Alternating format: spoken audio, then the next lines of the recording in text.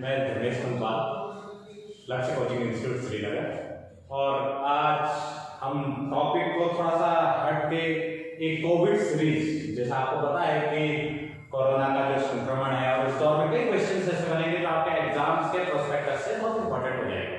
तो उसी सीरीज में हमने कोविड सीरीज को बना रहे हैं और इससे आपके एग्जाम्स से रिलेटेड क्वेश्चंस पे हम डिस्कस करेंगे।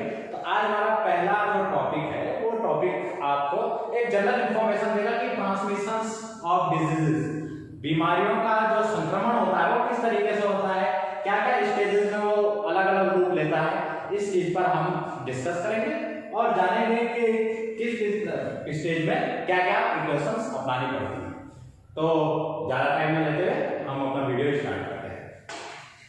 तो जैसे मैंने पहले इंट्रोडक्शन में आपको बता दिया है, हमारा जो टॉपिक है वो स्टेजेस ऑफ डिजीज ट्रांसमिशन, बीमारियों के संक्रमण की अवस्थाओं पर बात कर रहे हैं हम। और इस अवस्था में सबसे पहले हम बात करेंगे, जो बात करेंगे वो करेंगे हम डिजीज पे। डिजीज होती क्या है भाई? अब डिजीज के बारे में, अब डिजीज कोई पॉजिटिव चीज तो नहीं है ना, तो डिजीज के जो मेन फंक्शंस हैं तीन होते हैं। तीन क्या फंक्शंस होते हैं? सबसे पहले तो क्या होता है, ये हमारा इंटरनल इफेक्ट करता है, एक्सटर्नल नहीं करता है। जो डिजीज होता है वो हमेशा क्या करता है, इंटरनल अफेक्ट करता है। और इंटरनल अफेक्ट आंतरिक आघात को पहुंचाता है, इंटरनल अफेक्ट करता है। दूसरा जो होता है एबनॉर्मल कंडीशंस होता है, नॉर्मल कंडीशंस में डेवलप नहीं होता है। अब नॉर्मल कंडीशन मतलब साधारण आपकी नाक है, आप उससे केवल सांस लेते हो, बट जैसे आपको जुकाम लगता है, नाक बहनी आपकी रेगुलर स्टार्ट हो जाती है, तो क्या है, एक साधारण स्थिति नहीं है, असाधारण स्थिति ये होती है। दूसरा क्या होता है, ये नेगेटिव होता है, ये पॉजिटिव नहीं होता है, नेगेटिव ये स्टेज होती है। यहाँ पर से हमारी कोई भी डिजीज होती है, XYZ, हम किसी भी डिजीज की बात कर लें, जुकाम से लेके इबोला से लेके आपका एड्स तक, ये सारी की सारी स्थितियां डिजीज से शुरू होती है। अब डिजीज जो होती है भाई वो एक आदमी में तो नहीं रहती है ना, डिजीज क्या करेंगे, आगे की तरफ ट्रांसमिशन करेंगे, संक्रमण करेंगे। तो ट्रांसमिशन स्टेज इसकी सेकंड स्टेज होती है कि कोई भी डिजीज अपने स्टेज पाती है, वो होती है ट्रांसमिशन स्टेज। तो ट्रांसमिशन स्टेज तीन तरीके से हो सकता है। पहला होता है भाई पीपल टू पीपल, मतलब आदमी से आदमी में ट्रांसमिशन हो रहा है। तो कैसे हो सकता है, आपका जैसे आपको आजकल लगातार एक वर्ड आप बार-बार सुन रहे हैं, ड्रॉपलेट्स। ड्रॉपलेट्स मतलब छींकने के साथ जो हमारे ये मॉलिक्यूल्स, वाटर मॉलिक्यूल्स आ रहे हैं, तो उसके कारण ये ड्रॉपलेट्स बाहर निकल रही है, छींकने, खांसने, या हम फिजिकल रिलेशनशिप्स बनाने रहे हैं, या किसी भी कारण से ये पीपल टू पीपल ट्रांसमिशन एक होता है। दूसरा क्या होता है, animal to people. Animal to people में आपको पता है कि आपका कोई जानवर है, जैसे रेबीज हो गया, कुत्ते ने काटा, रेबीज का आपका संक्रमण हो गया इंसान में, मच्छर ने काटा, मलेरिया हो गया, या आपको पता है कि रिसेंटली आपने देखा कि कैंगुलिन को खाने के बाद क्या हो गया, वो आदमी में संक्रमण हो गया। इसके बाद आता है non living thing to people. अब नॉन लिविंग थिंग में बेसिकली क्या होता है भाई, हर किसी से कोई ना कोई बीमारी होती है, बट नॉन लिविंग थिंग कई बार क्या होता है, ये मेनली बेसिकली डिपेंड होता है बायोलॉजिकल वेपन्स में। बायोलॉजिकल वेपन्स वो लिविंग तो नहीं है, बट उसके थ्रू आपको कोई बीमारी लग जाती है। जैसे नाइट्रोजन चक्र के दुष्प्रभाव के कारण आपको पता था कि ह्यूमन में कई बीमारियां जनरेट होती है। तो ये होता है ट्रांसमिशन। तो ट्रांसमिशन को आप जनरल भाषा में क्या कहते हैं, संक्रमण। ये संक्रमण का होता है। तो संक्रमण कितने प्रकार का होता है, तीन प्रकार का होता है, पीपल टू पीपल होता है, एनिमल टू पीपल होता है, और non living thing to people होता है। तो ये तीन अवस्थाएं होती हैं।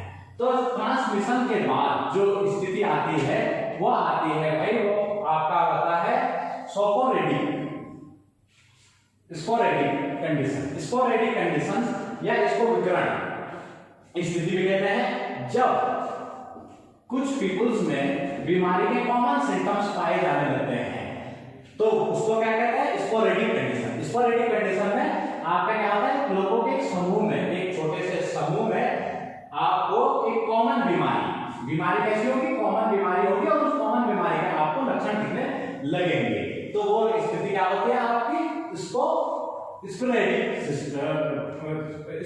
स्टेज। इस स्टेज में आपका क्या होता है कि कुछ लोगों में ये साधारण लक्षण दिखाई देने लगते हैं। स्पोरेडिक स्थिति के बाद आता है आपका इंडेमिक। इंडेमिक में आपका आता है स्थानिक। स्थानिक। अब हम बात कर रहे हैं इंडेमिक स्टेज की। इंडेमिक स्टेज में आपको क्या होता है कि एक क्षेत्र में ज्योग्राफिकल एरिया, यहां पर बात आती है एक ज्योग्राफिकल एरिया में कुछ लोगों में एक समान संक्रमण या एक समान बीमारी के लक्षण यहां पर हमको देखने को मिल जाते हैं। तो ये ज्योग्राफिकली डिफाइंड होता है, ज्योग्राफिकली डिवीजन इसका होता है कि ये कौन सी स्टेज है, इंडेमिक स्टेज है, स्थानिक अवस्था है।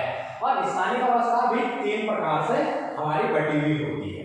पहले क्या होता है, होलोडेमिक। होलोडेमिक में क्या होता है कि इसमें एज ग्रुप बन जाता है, ठीक है। क्या होता है, एज ग्रुप इसमें साफ साफ बनते हैं। ये कौन सी अवस्था होती है, होलोइंडेमिक अवस्था होती है। होलोइंडेमिक यहां पर क्या होता है कि एज ग्रुप आपके बटे हुए होते हैं। इसके बाद आता है आपका हाइपर इंडेमिक। हाइपर इंडेमिक में जो एज ग्रुप होता है वो टोटली कैंसिल हो जाता है। एज ग्रुप से क्या डिफाइन है कि कोई बीमारी है 5 से 10 साल वाले को हो रही है, कोई बीमारी है कि वो 25 से 45 साल वाले को हो रही है, तो यहाँ पर एज। अब यह हाइपर इंडेमिक में क्या होता है कि यहाँ पर एज ग्रुप का कोई लेना देना नहीं होता है। बीमारी आपके किसी भी आदमी को लग सकती है, किसी भी कोई भी व्यक्ति संक्रमित हो सकता है। तो यह आपके होते हैं हाइपर इंडेमिक स्टेज। उसके बाद आते हैं हाइपो इंडेमिक। याद रखिएगा, तीनों अवस्थाओं को आपको याद रखना है, होलो इंडेमिक, हाइपर इंडेमिक और हाइपो इंडेमिक। हाइपो इंडेमिक में क्या होता है, यहाँ पर एक स्पेशल कैटेगराइज होता है, वो होता है आपका इम्यूनिटी। इम्यूनिटी आपको विशेष रोल रहता है, जिस वर्ग की इम्यूनिटी कम होगी, चाहे वो आपका कौन हो, 0 से 10 साल का बच्चा हो या आपका 50 से एवं कोई भी हो, वहां पर इम्यून पावर काम करनी शुरू हो जाती है। तो यहाँ पर इम्यून पावर का बहुत बड़ा काम होता है। जैसे आप कोरोना में भी देख रहे होंगे कि इम्यून पावर यहाँ पर बहुत ज्यादा मायने रखती है। रेजिस्टेंट पावर जिसकी कम हो रही है, इम्यून वो आपका संक्रमण उस पर ज्यादा हो रहा है। यही चीज आपने HIV में भी देखी थी। HIV में भी सेम अटैक किया था कि इम्यून पावर कम थी, तो वहां पर भी क्या हो गया, HIV होने लगा। तो आपको ये चीज चेक करनी होगी कि इम्यूनिटी किसमें चेक होती है, हाइपो इंडेमिक अवस्था। तो ये 3 स्टेज इसकी होती है। कौन से वाली स्टेज की, इंडेमिक। इंडेमिक स्टेज ज्योग्राफिकली अलग होने लगता है। इंडेमिक के बाद ये स्थानिक अवस्था होती है। अब क्या होता है कि उस स्थान में संक्रमण बहुत तेजी से फैलने लग गया, एकदम क्या है कि बहुत तेजी से संक्रमण फैलने लग गया, तो उस अवस्था को कहते हैं एपिडेमिक अवस्था, महामारी।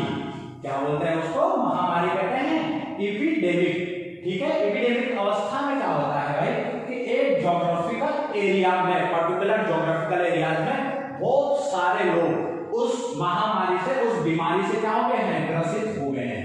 और यहाँ पर क्या होता है, ज्योग्राफिकल एरिया की पूरी पॉपुलेशन उससे संक्रमण फैल रहा है, बहुत तेजी से फैल रहा है। तो जैसे आपने देखा होगा कि हमने पहला जो केस था वो 31 दिसंबर या 1 जनवरी को वुहान में हमने देखा था कि पहला केस कोविड का 19 का हमको मिला था, कोरोना का हमको मिला था। और उस समय WHO ने भी उसको केवल महामारी बोला था। तो उस समय क्या था, एपिडेमिक स्टेज में थी, क्योंकि वुहान पूरे के पूरे दुनिया का एक छोटा हिस्सा है और वहां पर वो संक्रमण बहुत तेजी से फैला है। तो एपिडेमिक स्टेज में यहाँ पर हम उसको कैलकुलेट करेंगे। उसके बाद एक अवस्था आती है ट्रांसमिशन की। अभी ट्रांसमिशन कैसे होगा, बाय ट्रांसपोर्ट टाइप ट्रांसमिशन हो सकता है। और ये ह्यूमन ट्रांसमिशन जैसे होता है तो स्थिति आती है आउटब्रेक। कौन सी स्थिति आती है, आउटब्रेक। और वहां पर ये जो अवस्था आती है फाइनल, वो आ जाती है आपकी कौन सी, पेंडेमिक। कौन सी अवस्था आ जाती है आपकी, पेंडेमिक अवस्था आ जाती है। पेन याद रखने का सबसे बढ़िया तरीका है कि पी से याद रखो पासपोर्ट।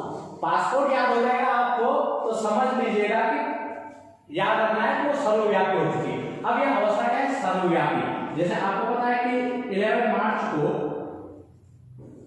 कोविड-19 को क्या कर दिया गया था, पेंडेमिक घोषित कर दिया गया था WHO द्वारा। तो इन दोनों का जो घोषणाएं होती है WHO द्वारा की जाती है कि भाई क्या है, महामारी है, सर्वव्यापी महामारी है। तो ये क्या होता है कि सर्वव्यापी महामारी है। तो यहाँ पर क्या होता है, पेंडेमिक। पेंडेमिक में क्या होता है कि पूरा का पूरा जो दुनिया है ना, ये ग्लोबल पूरा का पूरा ग्लोबल एक चेन बन जाती है, पूरा का पूरी दुनिया इससे ग्रसित होने लग जाती है। हमने सुना था महामारी होगी, छोटी माता आ जाना हो गया जिसको चिकन पॉक्स हम बोलते हैं, या हम HIV को देख सकते हैं, या हमने प्लेग, सबसे बड़ा इतिहास में जिसमें सबसे ज्यादा मानवीय त्रासदी जिसने की वो प्लेग, ये क्या है, सर्वव्यापी महामारी है।